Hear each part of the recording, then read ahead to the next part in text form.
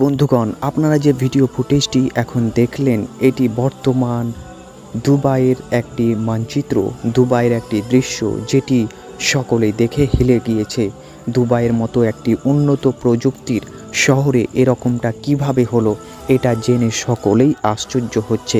প্রিয় বন্ধুগণ, যেখানে দুবাইকে মরুভূমির শহর বলা হয়ে থাকে, যেখানে কোনো পানির অবকাশ থাকে না, ঠিক এরকম শহরে টানা কয়েক ঘন্টা বৃষ্টি হওয়ার পর এটা যেন এক অন্যরকম দৃশ্য দেখা গিয়েছে। আর এটা দেখে সকলেই হতবাক এবং আশ্চর্য।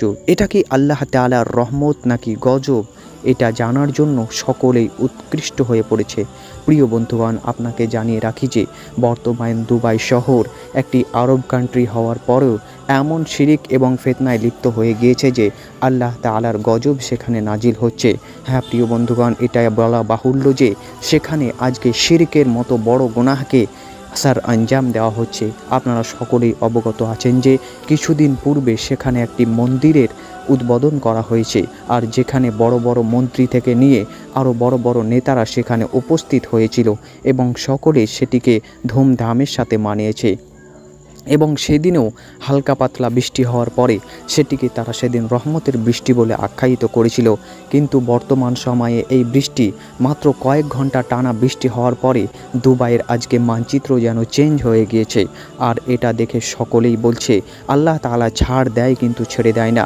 বর্তমানে দুবাইয়ে আজকে পুরো শহর যেন তলিয়ে গিয়েছে এই বৃষ্টির কারণে। তাদের 500টি মতো বিমানবন্দর আজকে আটক হয়ে গিয়েছে, যেগুলোকে ক্যান্সেল করা হয়েছে এবং তাদের বিমানবন্দরের জায়গাগুলো পানিতে তলিয়ে গিয়েছে। প্রিয় বন্ধুগণ, এটা আল্লাহ তাআলার গজব ছাড়া আর কিছুই হতে পারে না, যেটি আমি মনে করি। আল্লাহ তাআলা ছাড় দেন কিন্তু ছেড়ে দেন না। আপনি এই ব্যাপারে কি ভাবছেন?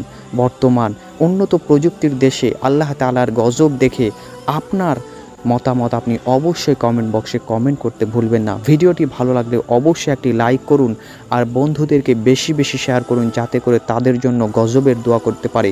যতক্ষণ পর্যন্ত তারা এই শিরকের মতো বড় গুনাহ থেকে বেঁচে না যাবে, আল্লাহ তাআলা যেন এরকম আযাব দিয়ে তাদেরকে ধ্বংস করে, আর না হলে তাদেরকে হেদায়েতের পথে আনে। আল্লাহ তাআলা সঠিক বুঝে সঠিক আমল করার তৌফিক দান করুন। আমিন সুম্মা আমিন।